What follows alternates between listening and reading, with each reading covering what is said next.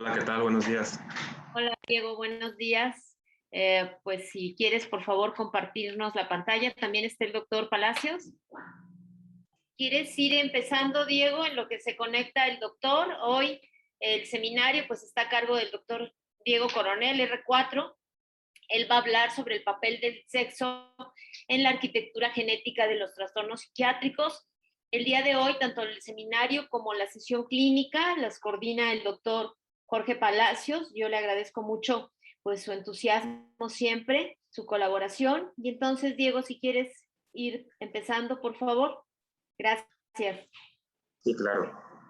Bueno, como la doctora Ontiveros comentó, el día de hoy voy a hablar acerca del papel del sexo en la arquitectura genética de los trastornos psiquiátricos. Y bueno, como parte de la agenda, una breve introducción acerca de lo que se trata este seminario, las definiciones y conceptos sobre sexo, género e identidad sexual, las diferencias sexuales a nivel genético, gonadal, estructural y hormonal, las contribuciones psicosociales que impactan en la salud mental por género, cuáles son los modelos genéticos que hasta ahorita existen para explicar las diferencias sexuales, las diferencias clínicas por sexo en la presentación de trastornos psiquiátricos, la arquitectura genética compartida y no compartida de los trastornos psiquiátricos y finalmente las conclusiones. Entonces, como una breve introducción, como bien sabemos, casi todos los rasgos complejos humanos y los fenotipos de enfermedades pueden exhibir algún grado de diferencia por sexo, incluida su Diego, ya está prevalencia. aquí el doctor Palacios, nada más para que ya está con nosotros, ya empezando. Muchas gracias, doctor Palacios. Gracias. Incluida su prevalencia, muy bien, muchas gracias, doctor. Incluida su prevalencia, edad de inicio, su gravedad y la progresión de la enfermedad. Y como tal, los avances en las tecnologías genómicas y los enfoques analíticos permiten ahora una investigación que puede ser más profunda acerca del efecto del sexo en los rasgos de la salud humana. Por lo tanto, o sea, estudiar estas diferencias sexuales es un componente crucial para poder garantizar una medicina equitativa. Por ejemplo, el poder realizar mejores estrategias terapéuticas en cada sexo para las condiciones de salud que presentan diferencias sexuales. Hay muchas enfermedades que tienen una diferencia muy marcada con respecto a la presentación de enfermedad y sexo. Pero que es muy importante pues definir qué es el sexo como tal o el sexo biológico y qué difiere el sexo biológico del género, por ejemplo, ¿no? Como bien sabemos, el género puede o no responder al sexo asignado al nacer. Hay algo que conocemos como identidad genérica o identidad de género, que es un rasgo multifactorial complejo influenciado por factores ambientales y poligénicos, la identidad de género y la expresión de género también como formas en que la identidad de género se pueden expresar en la sociedad. El rol y el estereotipo de género son construcciones sociales y son conjuntos de comportamientos que culturalmente se esperan en hombres y mujeres.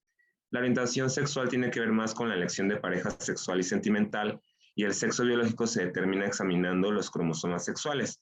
Puede ser macho, intersexual o hembra, comparado con el género que puede ser hombre, no binario y mujer.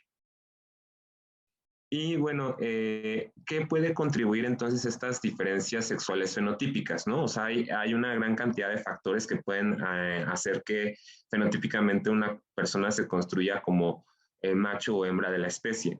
Y estos factores pueden ser endógenos, como las hormonas, los eventos reproductivos, lo que marca la pubertad y la menarca, el embarazo, el posparto y la menopausia, que son fenómenos endógenos hormonales con mayor caracterización en mujeres o en hembras de la especie.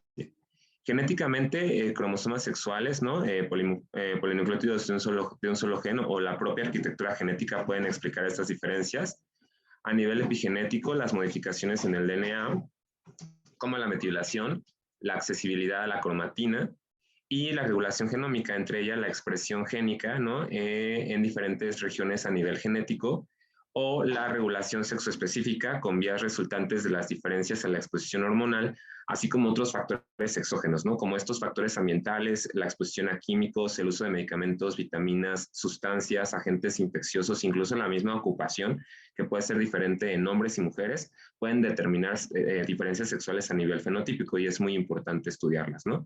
Entonces vamos a tratar de hacer un recorrido desde lo más molecular, desde lo más básico a nivel médico hasta lo más social, ¿no? Esperando que pueda ser de su agrado esta sesión. Y estas diferencias sexuales a nivel genético, bueno, pues se pueden explicar desde cómo se parte el hecho de que evolutivamente podamos haber tenido este dimorfismo sexual, esta diferenciación sexual. Y es que en los mamíferos las hembras son generalmente homogaméticas o son XX y los machos tienen una única X y una Y pequeña, ¿no? Esta Y pequeña es heterocromática y es pobre en genes y lleva un gen determinante del sexo masculino dominante, que es el SRY. Este gen SRY es importante para poder determinar esta diferenciación sexual. O sea, de los 1100 genes del cromosoma Y ancestral, o sea, el más antiguo de la especie, ahora también representado por el cromosoma X, en algunos casos por la intención de equilibrar ambos cromosomas, solo sobreviven un total de 45.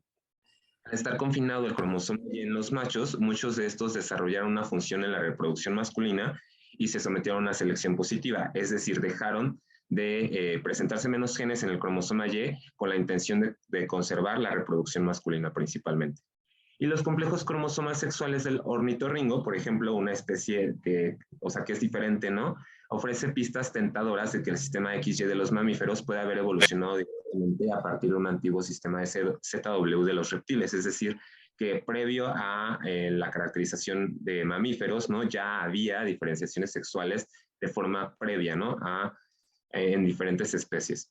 Y esta determinación ambiental del sexo, ¿no? Porque incluso se ha estudiado si la temperatura, ¿no? Por ejemplo, cuando los reptiles están poniendo huevos, pudiera influir en la determinación del sexo, ¿no? O pudiera influir en que se active o no el cromosoma Y. Y parecen operar a través de una vía genética descendente que está altamente conservada en todos los vertebrados. Es decir, que en el momento en el que se representa el cromosoma Y, va a haber un conjunto de cambios a nivel molecular que van a determinar fenotípicamente el sexo. Y hablando un poquito acerca del dimorfismo sexual, bueno, este dimorfismo sexual o estas diferencias sexuales describen la existencia de estas diferencias fenotípicas que no están relacionadas solo con los órganos sexuales, sino que puede haber diferencias fenotípicas entre individuos de una misma especie, pero de diferente sexo. Por ejemplo, rasgos o características como la estatura, el peso, el ancho de la cadera, ¿no? Y se ha utilizado ampliamente para describir no solo dos formas distintas de un fenotipo, sino también de estas diferencias sexuales. Pero como perdió en parte la función el cromosoma Y con la reducción del número de genes, se produjo un desequilibrio en la dosis de estos genes, que se compensa o que se ha tratado de compensar por medio de esta regulación positiva de los genes ahora no asociados en la X. Y para compensar esto, se ha desarrollado el silenciamiento transcripcional del cromosoma X en las células somáticas de las mujeres, ¿no? O el famoso cuerpo de Bach. Y la inactivación del cromosoma X es un mecanismo epigenético complejo controlado sobre todo por el gen XIT. Y entonces podemos ver cómo estas diferencias, ¿no? Pueden presentarse a nivel fenotípico, pero hablando de una enfermedad como tal, se pueden producir a nivel de la incidencia y prevalencia de la enfermedad, la edad de inicio, la presentación clínica, pues los criterios diagnósticos que pueden incluso ser diferentes entre hombres y mujeres, y también puede haber incluso formas de progresión de estas enfermedades, ¿no? Que pueden generar un pronóstico diferente, ¿no? O sea, por ejemplo, no es lo mismo estudiar a mujeres o a hombres que hayan tenido antecedente de una enfermedad cerebrovascular, ¿no? Un evento cerebrovascular. El resultado solo por el sexo puede ser diferente. Y bueno, o sea, es muy importante cómo el dimorfismo sexual va a separar características que son únicas por sexo, ¿no? Pero si solamente incluimos las diferencias sexuales sin el dimorfismo sexual, estas diferencias empiezan a traslaparse, ¿no? No son tan marcadas. Por eso es importante estudiarlo desde la parte del dimorfismo sexual. Entonces, hablando un poquito acerca de las diferencias sexuales que ocurren desde que se produce la concepción, a partir de la sexta o séptima semana, ¿no? Ya las células germinales de origen extragonadal tienen esta capacidad migratoria y de proliferación. Y a la octava semana ya empieza a haber una diferenciación a nivel estructural y funcional de las gónadas primitivas y se inicia como pudiera ser la construcción del fenotipo, pero todo va desencadenado a nivel cromosómico. Y la ausencia temprana de gónadas fetales también conduce a una feminización, ¿no? Apoyando el concepto de una inactividad endocrina del ovario fetal.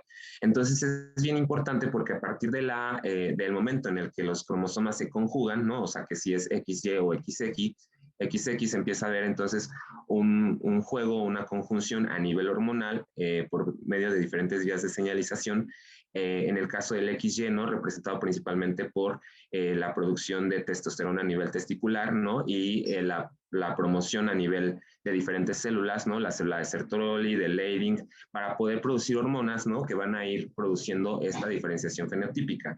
Lo que esperamos finalmente en el caso de un macho de la especie es que haya una regresión de las estructuras mullerianas, que se desarrollen estas estructuras golfianas, ¿no? Que van a promover la virilización de los genitales. Y en el caso de las hembras de la especie, ¿no? Va a haber también, va a haber estas estructuras mullerianas que van a producir un útero, trompas de falopio y el tercio superior de la vagina primitiva, van a regresarse los conductos golfianos, ¿no? Y va a haber una feminización también de los genitales externos, ¿no? Se caracteriza por clítoris, labios mayores y labios menores, ¿no? Entonces, toda esta cascada de eventos va finalmente a producir estas diferencias fenotípicas que son más evidentes, que son las fenotípicas sexuales, ¿no? Pero hablando de otras características, la cosa empieza a complicarse. Entonces, estas diferencias sexuales aparecen en todos los niveles de organización neuronal, desde la célula hasta el circuito. O sea, no solamente es a nivel genital, a nivel neuronal ya empieza a haber diferencias que son propias del sexo. Y el sexoma se ha denominado como el conjunto acumulativo de estos efectos moduladores relacionados con el sexo, sobre todo en las interacciones moleculares intracelulares. O sea, quiere decir que incluso en la interacción entre células va a estar marcada por una diferencia entre sexos y es muy importante, ¿no? Y estas diferencias de sexo pueden influir incluso en la percepción y el procesamiento de estímulos ambientales, lo que influye en la generación y regulación afectiva. O sea, no es lo mismo, justo por toda esta interacción a nivel celular que es diferente entre sexos, la respuesta que se va a producir en un estímulo ambiental. Lo que va a influir en la generación y regulación afectiva, ¿no? O sea, probablemente por eso, ¿no? Pudiera explicarse el por qué los hombres y las mujeres responden de forma diferente al afecto y puede conducir a la exposición diferencial del cerebro a hormonas y medicamentos, ¿no? Entonces, hablando acerca de estos estadios del desarrollo y la forma en cómo desde una etapa crítica del desarrollo hasta llegar a una etapa prenatal, postnatal y la pubertad, va a haber diferentes factores, tanto a nivel externo, ¿no? Ambientales, como a nivel interno, que van a estar relacionados con la capacidad de poder desarrollar diferencias a nivel celular y por último a nivel fenotípico, ¿no? Y podemos hablar incluso de que a nivel externo los estímulos sexodependientes, ¿no? O sea, la forma en cómo cómo interactúa un macho de la especie o una hembra de la especie con el ambiente, pues van a determinar estas características, ¿no? La exposición nutrimental, el estímulo inmune, los estresores, ¿no? Cosas más de control interno como las hormonas sexuales, los cromosomas sexuales, el propio metabolismo que es diferente entre sexos, ¿no? También puede haber otros estímulos, por ejemplo, el microbioma o la respuesta inmune, componentes funcionales, ¿no? Como los propios genes, la información molecular, células, sinapsis, vías y metafunciones, ¿no? El estilo, o sea, algo que pues ya estudiamos nosotros, ¿no? Con mayor profundidad en psiquiatría, pues tiene que ver con el estilo cognitivo, por ejemplo, la capacidad de procesamiento de información y la cognición social, ¿no? Que como podemos ver, en muchas de las ocasiones es diferente entre sexos. Y entonces esto ha llevado a que haya empezado a estudiarse las diferencias sexuales en diferentes niveles, ¿no? Y sobre todo las diferencias sexuales de los trastornos psiquiátricos de acuerdo a su presentación, ¿no? Por ejemplo, en la incidencia, en la edad de inicio, la severidad de los síntomas, la presentación de síntomas y la respuesta al tratamiento. Como bien sabemos, ¿no? En el caso de la esquizofrenia, aunque más adelante lo voy a mencionar con un poco más de claridad, en la esquizofrenia sabemos que hay una incidencia un poco más alta entre hombres y mujeres, ¿no? Y en el trastorno bipolar la incidencia es diferente. Es decir, los hombres van a tener una mayor incidencia de trastorno bipolar tipo 1 y las mujeres de tipo 2, ¿no? Y también la presentación de los síntomas puede ser diferente. Por ejemplo, en el caso del trastorno de estrés postraumático, las mujeres o las hembras de la especie van a tener una mayor incidencia que el género masculino, ¿no? Y entonces esto ha llevado a estudiar, por ejemplo, que probablemente haya diferentes respuestas hormonales dependientes del sexo que puedan explicar el aumento de esta incidencia, ¿no? Por ejemplo, en el caso de la esquizofrenia, que los niveles de estradiol y los niveles de progesterona en sangre pues van a ser menores en hombres o en machos de la especie que en hembras de la especie, ¿no? Y esto va a producir una disminución va a producir un mayor riesgo para la presentación de la enfermedad en machos. Puede generar incluso una disminución en los niveles hormonales en periodos críticos del ciclo menstrual, que haya un aumento en la presentación de síntomas en hembras de la especie. Y los efectos de la menopausia, al cesar este efecto protector estrogénico, puede producir un aumento en los síntomas y en la prevalencia. En el caso del trastorno bipolar ha sido más difícil caracterizarlo, por el hecho de que en el caso de las hembras de la especie, ¿no? Los efectos del ciclo menstrual producen un aumento en la producción de síntomas, ¿no? Y hay, por ejemplo, fases en el ciclo vital femenino que pueden producir un aumento en la sintomatología depresiva, pero una disminución del riesgo en la producción de síntomas de manía. Y en el caso del TED, por ejemplo, los niveles de progesterona en sangre disminuyen en el caso de machos de la especie, pero en el caso de hembras de la especie hay un aumento de los síntomas en fases del ciclo menstrual, ¿no? Hay cosas que aún son desconocidas con respecto a las diferencias o las variaciones hormonales dependientes del sexo, pero lo que sí es muy evidente es que en mujeres las etapas de la vida van marcadas por los cambios hormonales, ¿no? O sea, la pubertad, el embarazo, el posparto, la menopausia, ¿no? En los machos de la especie, pues es menos marcada estas diferencias a nivel hormonal. Y esto puede predisponer a trastornos específicos propios del sexo femenino, ¿no? Por ejemplo, el hecho de que haya depresión posparto, psicosis por parto, síntomas depresivos de la menopausia, y se ha encontrado incluso a nivel estructural que los niveles del receptor de estrógeno a nivel de la corteza prefrontal dorsolateral de pacientes psiquiátricos estaban regulados a la alza en los hombres, pero regulados a la baja en mujeres, comparado con personas psiquiátricamente sanas. E incluso se ha llegado a investigar, ¿no? Por ejemplo, si las variaciones en las fases lunares, ¿no? Que es una investigación muy aventurada, pudiera generar o pudiera alterar de alguna forma los niveles hormonales entre sexo y eso producir como tal diferencias en la tasa de suicidio. Y este fue un estudio que se realizó en Finlandia, ¿no? En septiembre de este año, en el cual se encontró que hubo una relación significativa entre el aumento en la incidencia de suicidio en mujeres comparadas con hombres y eran mujeres en la menopausia. Entonces, bueno, pues hay hay muchas vías que se pueden estudiar desde aspectos moleculares hasta a lo mejor un poco más hormonales y finalmente aspectos ambientales.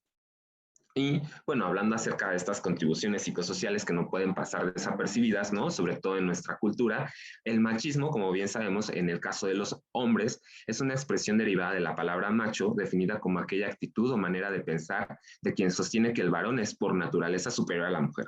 Y ya eso empieza a generar diferencias en cuanto a la prevalencia e incidencia de trastornos psiquiátricos, ¿no? Por el hecho de que la mujer puede llegar a tener mayor vulnerabilidad. Y el modelo de la masculinidad hegemónica impone a los hombres una forma de ser estereotipada ante el mundo, producto de un sistema y una sociedad sexista. La resistencia de los hombres por estas normas culturales establecidas ha explicado el por qué hay una mayor frecuencia con respecto a que ellos puedan presentar características fenotípicas propias como la fuerza, el estoicismo, la autosuficiencia.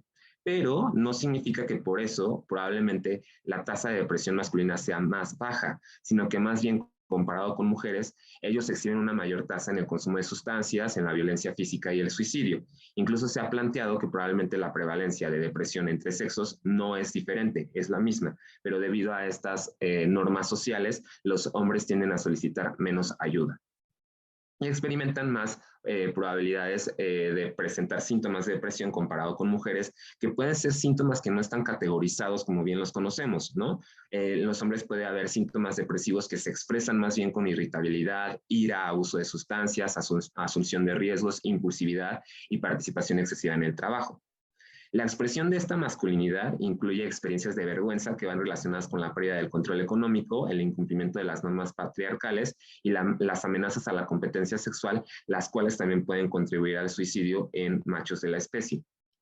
Y en el caso de las hembras de la especie, la hipótesis del factor social, que ha sido caracterizada por Oram y colaboradores, indican que las mujeres están expuestas diferencialmente a un mayor número de situaciones de estrés en la vida y son más vulnerables a ellas, ¿no? Desde por ejemplo, el embarazo, el posparto, ¿no? El momento en el que tienen que cumplir con múltiples funciones, tanto en el hogar como a nivel laboral, y eso también va a repercutir en una mayor prevalencia en la violencia y las diferencias por género. Diferentes factores, por ejemplo, la distribución, las desigualdades sociales a nivel de salud, políticas educativas, económicas y sociales, así como normas culturales bien arraigadas, ¿no?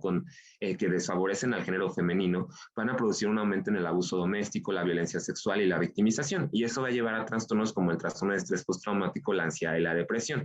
Y finalmente, incluso las hembras de la especie han sido desertadas en modelos de investigación básica. ¿A qué me refiero con esto? Que incluso en hembras de la especie se han incluido a modelos y que solamente sean machos los que se incluyan en estos estudios, y esto ha hecho que incluso hayan podido descartarse tratamientos efectivos para enfermedades como el cáncer pulmonar o enfermedades de grandes vasos por no incluir a modelos hembras de la especie que parece que tienen una presentación diferente de estas enfermedades y en el que ellas los tratamientos pueden ser más efectivos. Entonces, bueno, pues esto nos lleva a que hay modelos genéticos que pudieran explicar estas diferencias sexuales. Y hablando de estos modelos genéticos, el primero y el que me llamó mucho la atención es el efecto Carter. El efecto Carter habla acerca de la heredabilidad del rasgo que va a ser mayor en el sexo con menor prevalencia. Esto quiere decir que, por ejemplo, los hermanos de probandos femeninos tendrán una mayor probabilidad que los hermanos de probandos masculinos de verse afectados, porque su prevalencia es menor. Si la prevalencia de la enfermedad va a ser menor en hembras de la especie y va a necesitar de una mayor carga genética para expresar los síntomas, es más probable que haya una mayor heredabilidad compartida entre hermanos. Por ejemplo, los hermanos de probandos femeninos con trastornos del neurodesarrollo, trastorno del espectro autista o TDA, tienen más probabilidades de ser diagnosticados ellos mismos que los hermanos de probandos masculinos con trastornos del desarrollo neurológico. Es decir, que si yo tengo una hermana que tiene una alta carga genética para trastorno del espectro autista o trastorno por déficit de atención, voy a tener yo mayor riesgo de presentar la enfermedad en comparación que yo tuviera un hermano con estas mismas características, ¿no? Y esto ha llevado a diferentes correlaciones, ¿no? Por ejemplo, ¿qué tanto la prevalencia de enfermedades a nivel femenino o masculino pudieran estar correlacionadas con la prevalencia de estas mismas enfermedades, ¿no? O sea, como tratar de encontrar regiones cromosómicas características, ¿no? Y que pudieran estar resaltadas en ambos sexos, ¿no? Pero, sin embargo, al momento de utilizar bases de datos más grandes, ¿no? Por ejemplo, el Biobank, ¿no? Sobre todo en enfermedades que no son tan prevalentes, empieza a haber una pérdida de la correlación entre sexos, ¿no? Entonces, se requieren de análisis estadísticos más sofisticados para poder regresar a esta línea que tanto nos gusta, que nos habla de correlación. Entonces, en el caso de los GWAS, ¿no? El GWAS que pues, es de los modelos genéticos hasta ahora mayor caracterizados, ¿no? Se pueden emplear para pruebas de interacción y determinar si el sexo, las variables correlacionadas con el sexo, por ejemplo, las hormonas, alteran el genotipo sobre el fenotipo. Se pueden utilizar para investigar efectos genéticos en locos individuales, ¿no? En regiones específicas de un gen, al incluir la variable interacción en los análisis, lo que puede dar como resultado un efecto de baja potencia y una determinación potencialmente diferente entre los sexos, ¿no? Entonces, o sea, lo que nos ayuda en los GWAS es que nos ayuda a encontrar regiones bien específicas a nivel genético, pero sin embargo, se requiere una gran cantidad de muestra para poder lograr un efecto que pueda considerarse apropiado, ¿no? Y solo recientemente las cortes han alcanzado tamaños de muestras suficientes para tener el poder estadístico suficiente en los análisis estratificados por sexo e interacción. El hecho de que nosotros empecemos a separar por sexo a nuestras muestras las vuelve más pequeñas y entonces necesitamos acumular más muestra para conseguir un efecto adecuado. Y estas pruebas de interacción sexual son propensas al error tipo 2, al error estadístico tipo 2, es decir, considerar un hecho como falso cuando realmente pudiera ser real.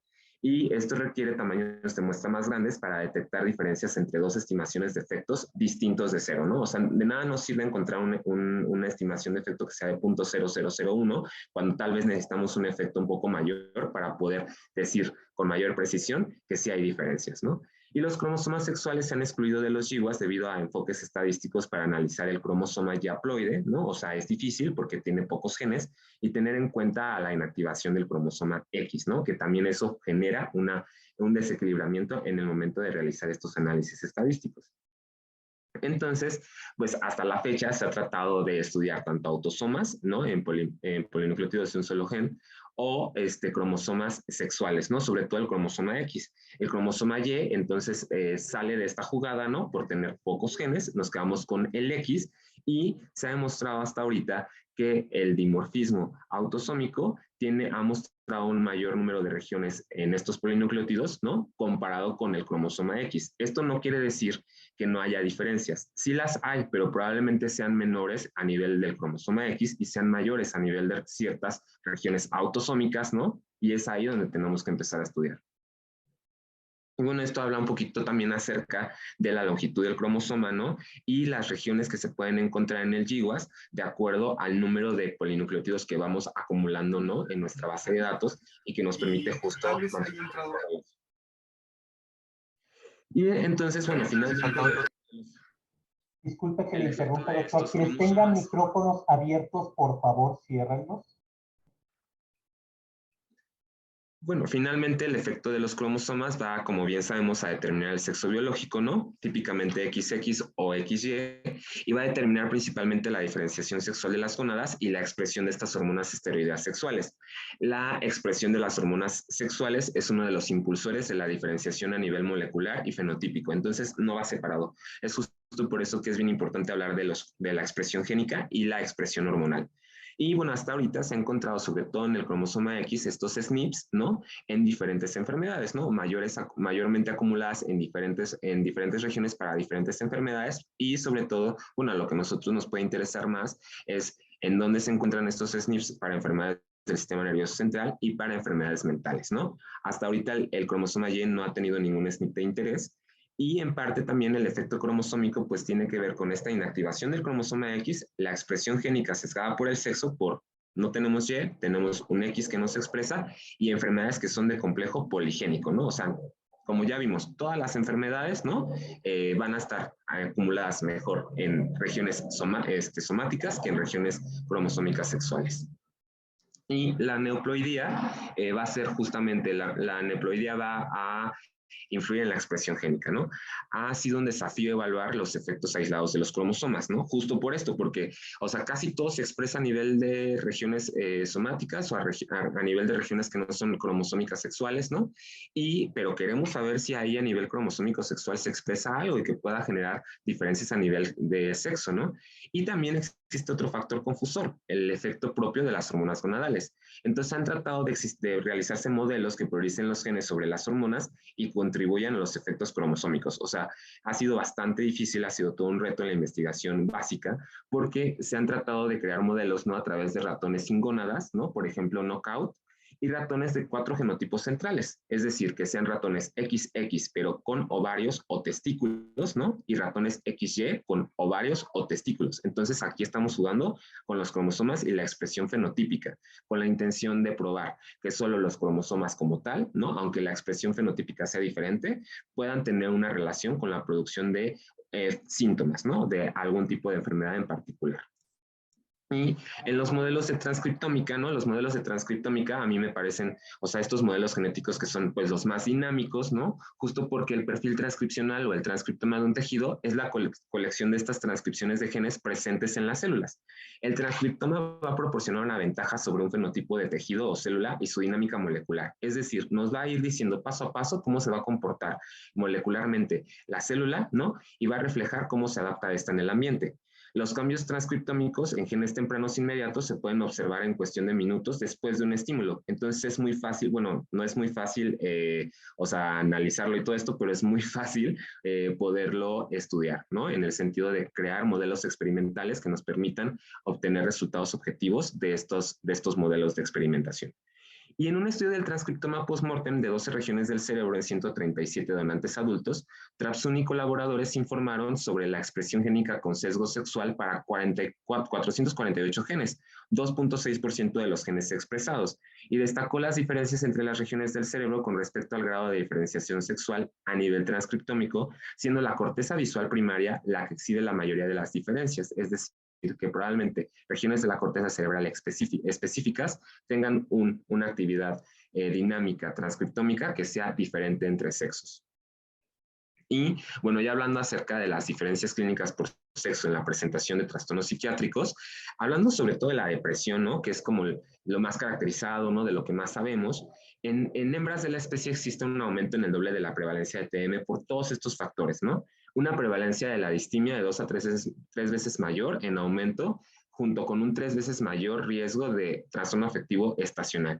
En este estudio finlandés acerca de las variaciones del ciclo lunar fue en la temporada invernal donde aumentó la incidencia de suicidio en mujeres comparadas con hombres.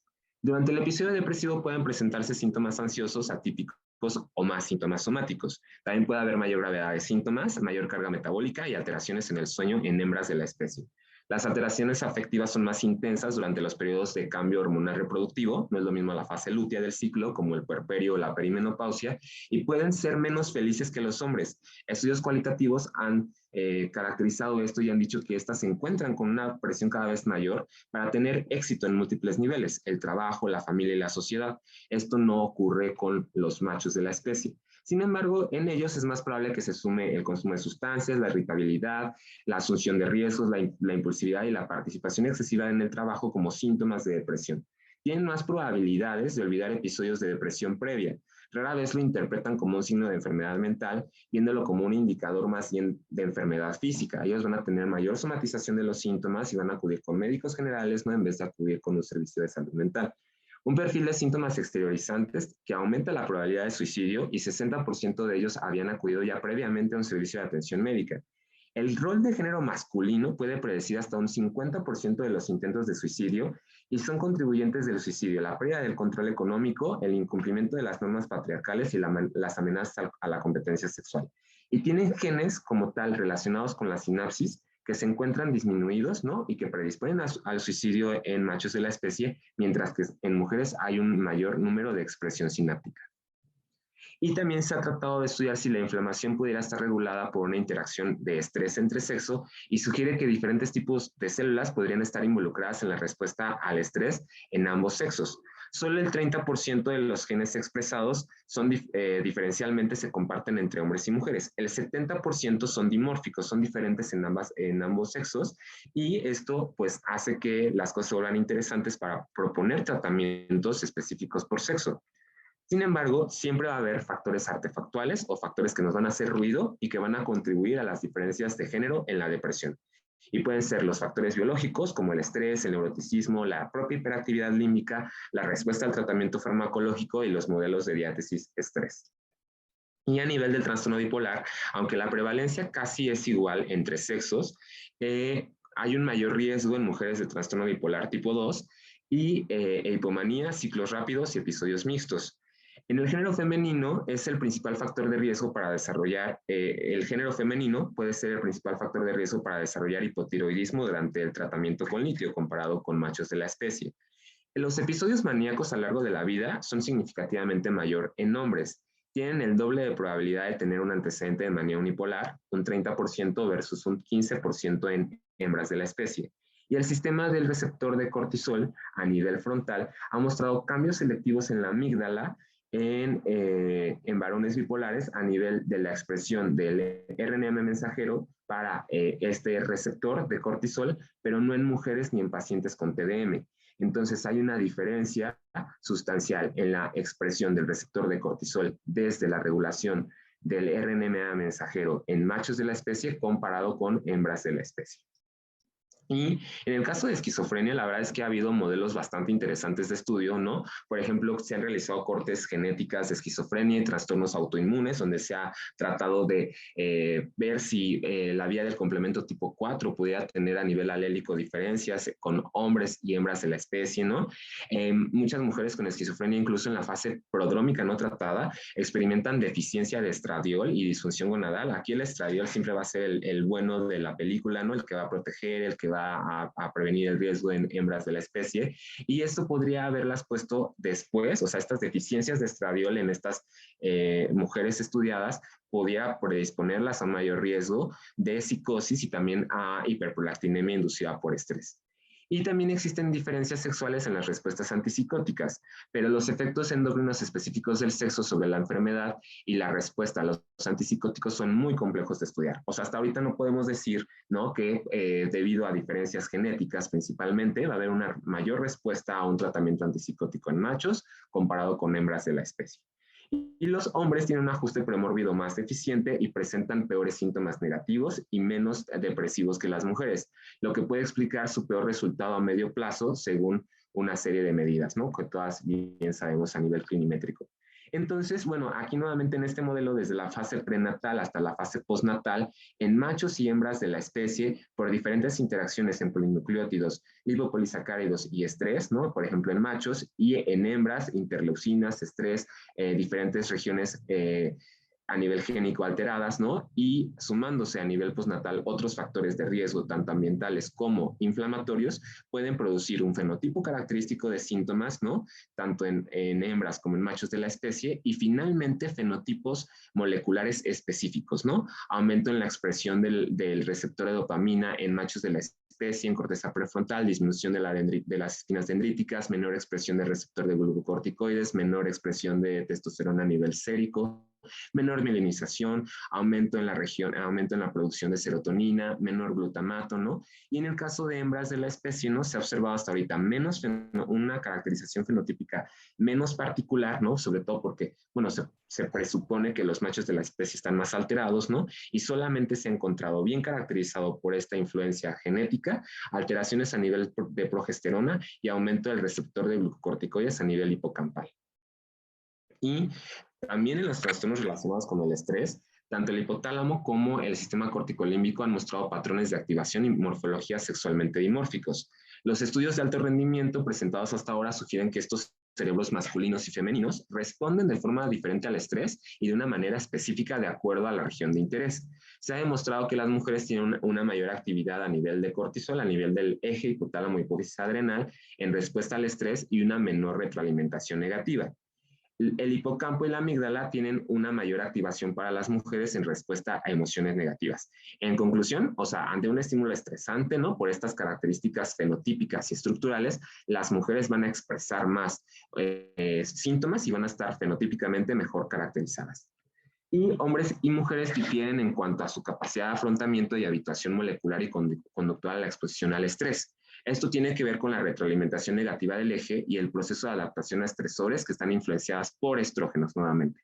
Las vías GABAérgicas en las estructuras corticolímbicas parecen verse afectadas de manera específica por sexo en respuesta al estrés crónico. Lo que va a hacer GABA a nivel neuronal, se ha propuesto, ¿no? Que empieza a generar alteraciones a nivel de cortisol y esto va a llevar a una diferencia en la expresión de estrés en el hipotálamo, en hembras de la especie, pero no en machos de la especie.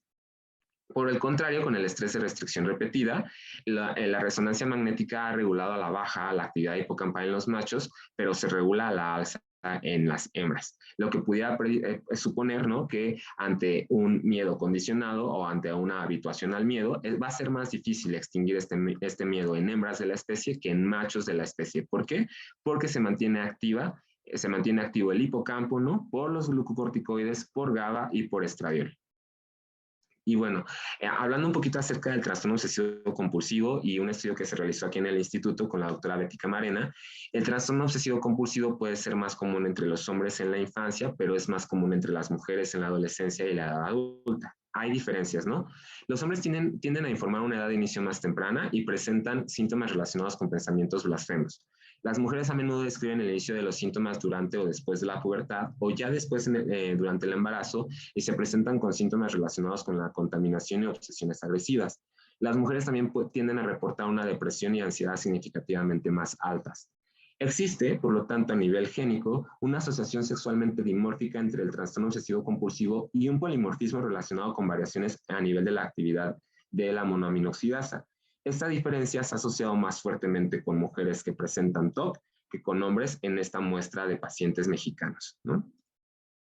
En el trastorno por atracón, la testosterona fetal puede interactuar con neurotransmisores, neuropéptidos y vías inmunes para contribuir a la vulnerabilidad masculina. La variación del número de copias identificado en mujeres autistas es de 10 a 15, en comparación con 2 a 3 hombres con trastorno del espectro autista. Los análisis de redes de asociación genética sugieren que es necesaria una alteración más profunda en las vías biológicas integrales para conducir a un trastorno del espectro autista con fenotipo femenino. Es decir, que los hombres van a tener una mayor carga de copias identificadas que van a predisponer a la enfermedad, pero en mujeres va a haber una menor cantidad de copias, ¿no? Y se requiere una mayor exposición o una mayor carga, ¿no? De otros estímulos para producir el fenotipo de autismo, ¿no? Esto lleva a que en hombres comparado con mujeres la relación sea de 4.5 a 1, la proporción de hombres a mujeres con trastorno del espectro autista sin discapacidad intelectual es de 6 a 16 en 1, es decir, los hombres están mayormente alterados, incluso en capacidades intelectuales, y la proporción de hombres a mujeres para aquellos con discapacidad intelectual de moderada a grave es de 2 a 1, ¿no? Entonces parece que el sexo femenino protege, ¿no?, de la gravedad de la enfermedad en el trastorno del espectro autista, y se ha tratado de explicar desde las interacciones y las vías que se producen a nivel cromosómico, la producción de testosterona y las diferencias, ¿no?, en ambas especies a la exposición de estas hormonas. Y en la teoría del efecto protector femenino, establece que los machos presentan entonces una mayor variabilidad genética y permite una mayor incidencia, pero una menor gravedad en el trastorno del espectro autista. Incorpora un modelo de responsabilidad que establece que las mujeres alcanzarán un umbral de diagnóstico de trastorno del espectro autista que las llevará a una carga mutacional más alta que los hombres.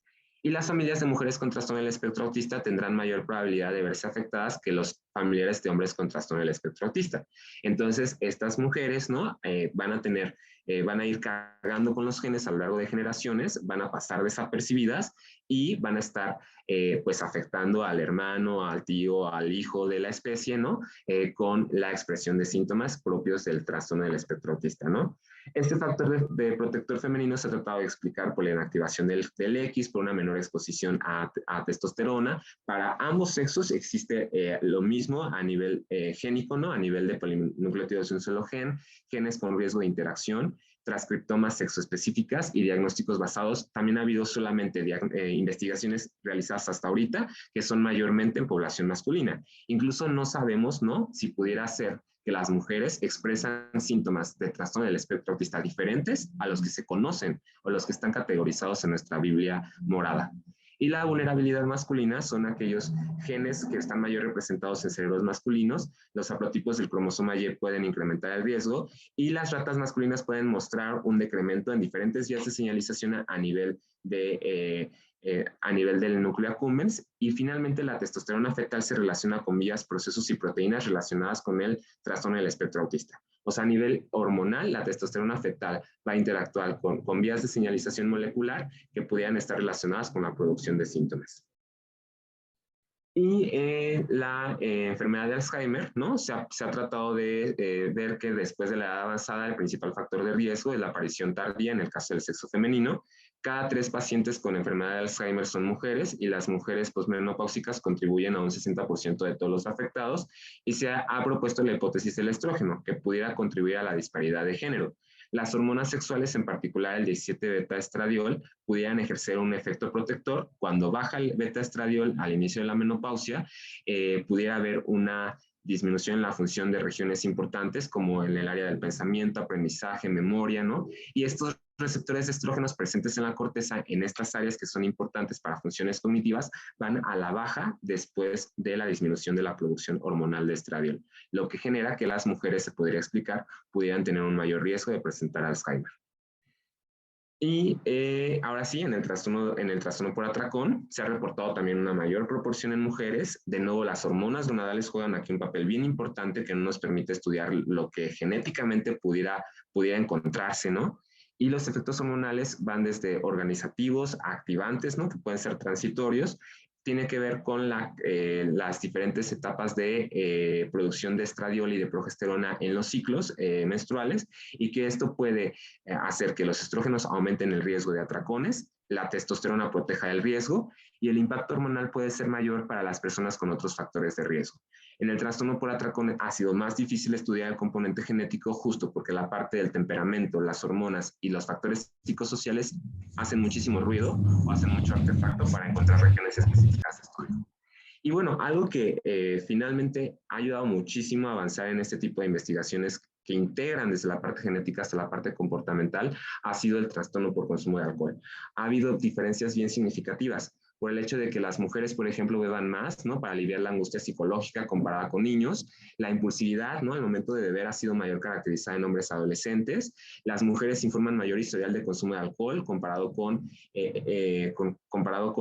hombres que tienen menores recursos de afrontamiento, ¿no? Y en el caso de hembras también se han encontrado estados de ánimo más negativos después de episodios de consumo de exceso de alcohol comparado con adolescentes machos. En el caso de hombres, el estrés y las señales de alcohol elicitan mayor apetencia que está asociada a su vez con mayor activación en la corteza prefrontal Y la ínsula, por ejemplo, la amígdala o el hipocampo han sido regiones diferenciadas con respecto a la apetencia por el consumo. En el caso de hembras de la especie, han aumentado el esfuerzo laboral después de una prueba de proporción progresiva con la intención de conseguir alcohol en comparación de hombres. Los ratones hembras de la especie tienen un mayor grado de resistencia a la aversión a la bebida que los machos, o sea, en ellas es más difícil que abandonen el consumo. Los adolescentes machos son más sensibles que las hembras a los efectos del consumo excesivo de alcohol y van a tener peores repercusiones a nivel estructural con desmielinización y con menor capacidad de trabajar después del consumo de alcohol. Y el consumo excesivo de alcohol también está asociado a una disminución en el volumen de la corteza prefrontal y del espesor cortical frontal en machos de la especie comparado con hembras de la especie. Y finalmente, a nivel de señalización de neurotransmisores, en el caso de hembras de la especie, el alcohol provoca mayores niveles de dopamina en el núcleo accumbens y son más sensibles a las propiedades reforzadoras a la autoadministración de alcohol a nivel del área tegmental ventral. Entonces, ahora sí, ¿no? Después de todo esto, vamos a hablar de lo que nos compete y vamos a poner las cartas en la mesa sobre la arquitectura genética compartida y no compartida, de lo que sabemos hasta ahorita de los trastornos psiquiátricos. Poniendo las cartas sobre la mesa, en particular, más del 10% de los genes autosómicos exhiben expresión génica sexualmente dimórfica en el cerebro. Son genes relacionados a la transmisión sináptica, de receptores a nivel de receptor de dopamina y genes relacionados con la respuesta inmune, lo que sugiere posibles mecanismos que medían las diferencias sexuales en los trastornos psiquiátricos. El mayor estudio de GWAS realizado hasta la fecha analiza estas diferencias genéticas subyacentes entre el sexo para comprender 3 enfermedades mentales complejas: el TDP, la esquizofrenia y la depresión, que pueden afectar de forma desproporcional y diferente a ambos sexos. Y se ha identificado casi una docena de estos SNPs que difieren en hombres y mujeres diagnosticados con estos trastornos. En el caso de algunos SNPs se ha vinculado con la enfermedad solo en un sexo, en otros los SNPs aumentan el riesgo, en otros disminuye el riesgo. Entonces, pudiera haber diferentes fenómenos entre un mismo SNP comparado con sexo.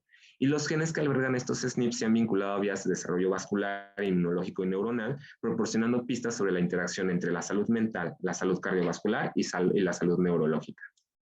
Y bueno, en el análisis estadístico que se hizo aquí en este GWAS es estratificarlo por sexo mediante análisis de regresión logística en hombres y mujeres a través de este análisis PLINK o análisis de interacción gen por sexo, seguido después de un metaanálisis estándar ponderado por error entre los cortes utilizando metal.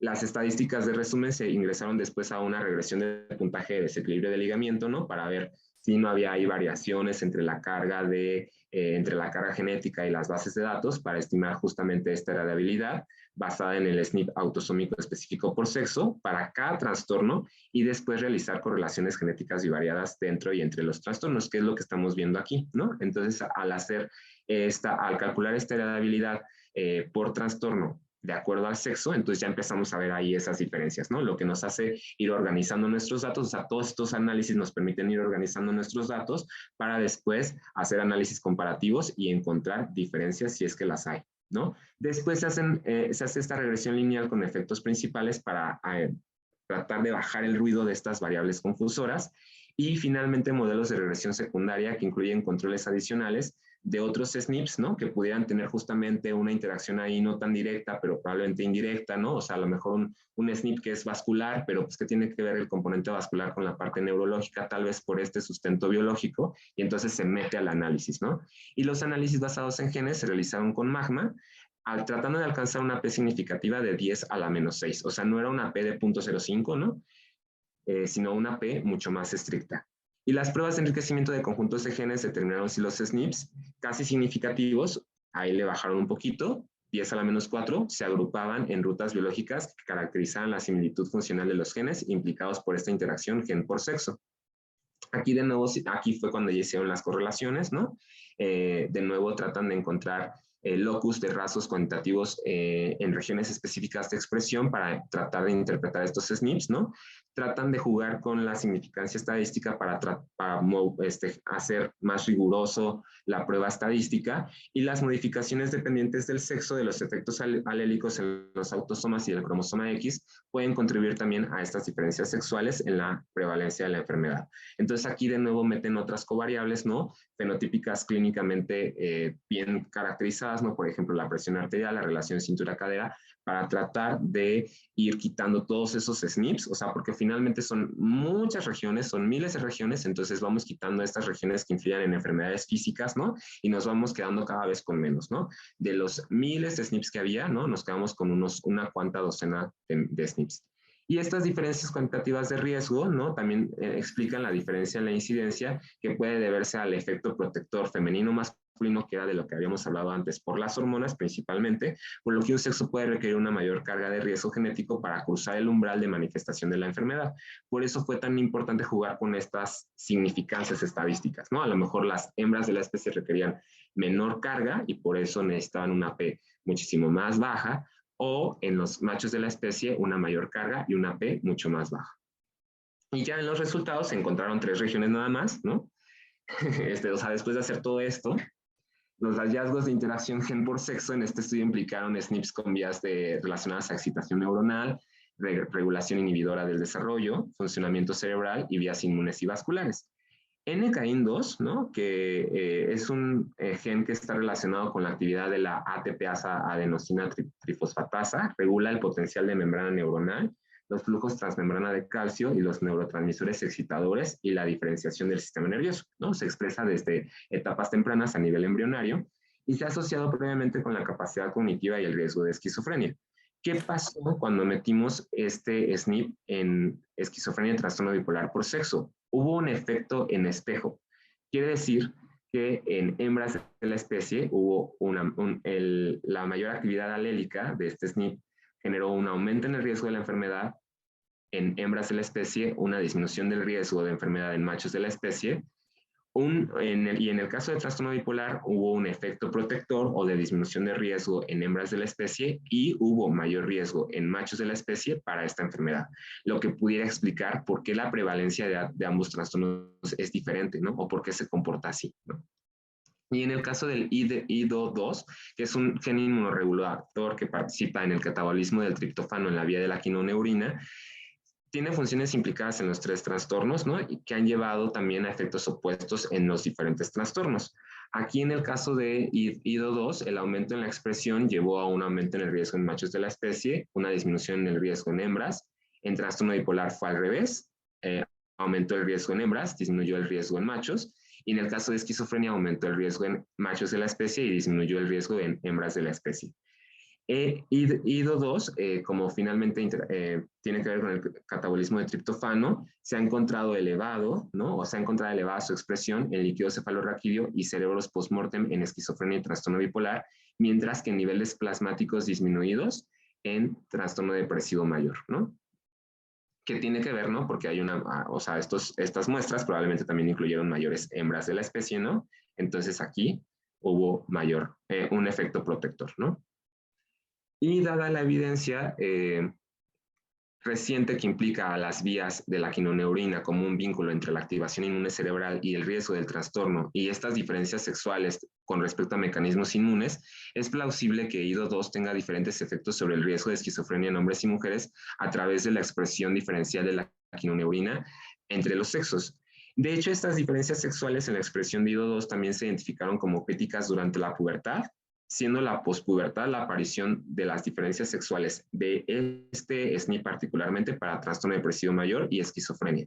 Entonces, si este SNP va a empezar a jugar con aumentar o disminuir el riesgo entre especies, entre sexo, probablemente también a nivel del ciclo vital pueda incluso explicarse por qué hay un mayor riesgo de presentar estos trastornos mentales de acuerdo a estos periodos críticos de desarrollo y un aumento en la expresión de gen.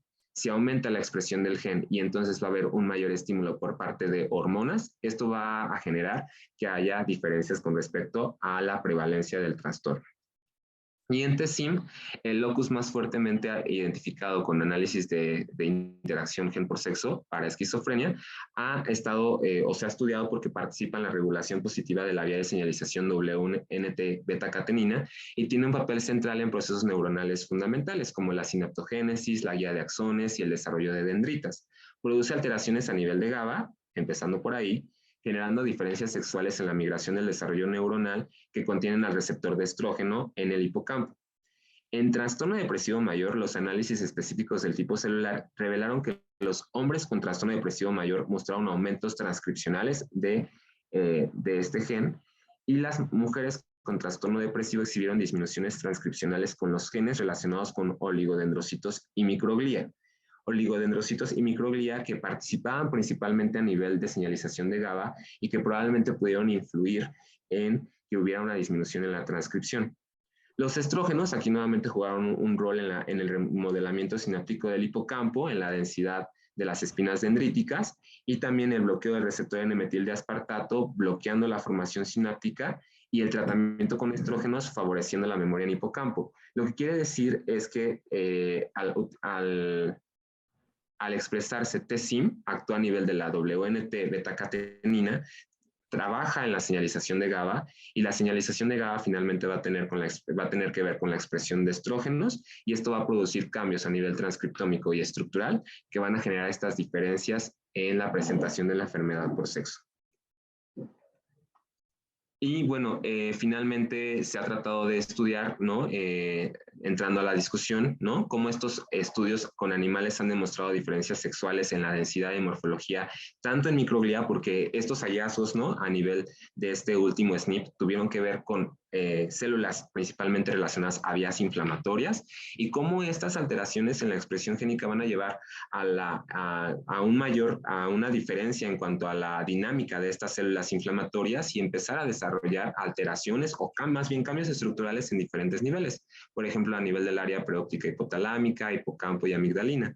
En los varones en el útero hay una mayor activación de la microglía en la área preóptica, que puede resultar en la facilitación que conduce a una vulnerabilidad dependiente del sexo para trastornos como la esquizofrenia. Y en machos parece también haber un periodo prolongado de mayor sensibilidad inmune en el útero, en estudios preclínicos, que en el caso de las mujeres se desplaza al final del desarrollo prenatal y continúa hasta la vida postnatal temprana, análoga a la diferenciación cerebral sexual humana, que es del segundo y tercer trimestre. Esto, o sea, viéndolo desde diferentes niveles, ¿no? Finalmente, esta expresión génica a nivel de IDO2, ¿no? Y a nivel de TSIM va a producir que haya una diferencia en el trabajo, en la dinámica de estas células inflamatorias, que van a generar una presentación de trastornos, ¿no? Diferentes entre sexo, ¿no? En el caso de hembras de la especie, depresión, anorexia, trastorno de estrés postraumático; y en el caso de hombres, autismo y los clásicos trastornos del neurodesarrollo, ¿no? Que pudieran explicar por qué existen estas diferencias por sexo de acuerdo al ciclo vital. Ya casi terminamos. Y la selección equilibrada debido a efectos pleiotrópicos antagonistas también podrían desempeñar un papel en el mantenimiento de los alelos de susceptibilidad comunes en la población. Esto quiere decir que los efectos opuestos, o sea, como pudimos ver, ¿no? Cómo se expresaban estos genes, ¿no? Como en espejo, ¿no?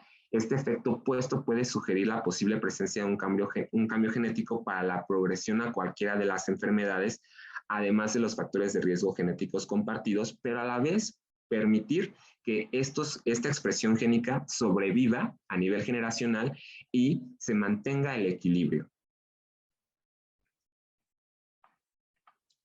Y bueno, el resultado en autismo y esquizofrenia apoyan la idea de que estos trastornos pueden ser extremos opuestos de un solo gradiente de trastornos mentales, o debido a desviaciones diamétricas en la dosis de estos genes causadas por las alteraciones en la impronta genómica o variantes de número de copias. Los efectos opuestos, o sea, estos efectos en espejo, tienen más probabilidad de ser significativos porque generalmente tienen los tamaños de efecto más grandes y por lo tanto el mayor poder estadístico para detectar. O sea, lo opuesto es más fácil de detectar, pero lo que empieza a ser muy parecido es más difícil de detectar porque las diferencias son más sutiles. Es probable que la mayoría de los SNPs comunes tengan tamaños de efecto de interacción de riesgo de enfermedad de razón de probabilidad menor a 1.1%. Entonces, o sea, este GWAS no pudo encontrar este tipo de diferencias porque la probabilidad de que se encuentren son muy bajas, ¿no? Menores al 1.1%. Y los genes identificados en el desarrollo vascular, ¿no? Finalmente, pues la enfermedad cardiovascular o sea, es la boga en el estudio, en los modelos de investigación clínica, ¿no? Y ya nos compete a nosotros estudiarla por el hecho de que los resultados demostraron que los genes implicados en la regulación de la señalización del factor neurotrófico derivado del endotelio se enriquecieron en el caso de la interacción gen por sexo para el caso de trastorno depresivo mayor. Se informaron diferencias por sexo en los niveles de este factor neurotrófico derivado del endotelio y la expresión cerebral de este factor endotelial que se ha asociado con el envejecimiento cognitivo y la enfermedad de Alzheimer, dos trastornos vinculados con dos enfermedades diferentes. Además, se detectó la interacción gen por sexo que fue más fuerte para esquizofrenia en el locus en el gen MOCOS, que se expresa más en células endoteliales que recubren los vasos sanguíneos, o sea, ya esquizofrenia, trastorno bipolar y demencia relacionadas con un gen, y un metaanálisis de 22 microarreglos de expresión genética que citó la corteza cingulada anterior implicada en los 3 trastornos de estudio con las diferencias sexuales más sustanciales en la expresión génica seguida del corazón. O sea, después de depresión, esquizofrenia y trastorno bipolar, la expresión autosómica de este SNP fue en corazón, ¿no? O sea, después del sistema nervioso central se fue a corazón, entonces probablemente la expresión es compartida. Y bueno, como conclusiones, una limitación del GWAS, ¿no? O sea, hay muchas limitaciones porque finalmente los locus que se encontraron fueron pocos, ¿no? Los estudios finalmente son complejos. Es que la heredabilidad del SNP estratificada por sexo fue relativamente baja, en particular para hombres con trastorno depresivo mayor, ¿no? Que tiene que ver con la caracterización clínica en hombres.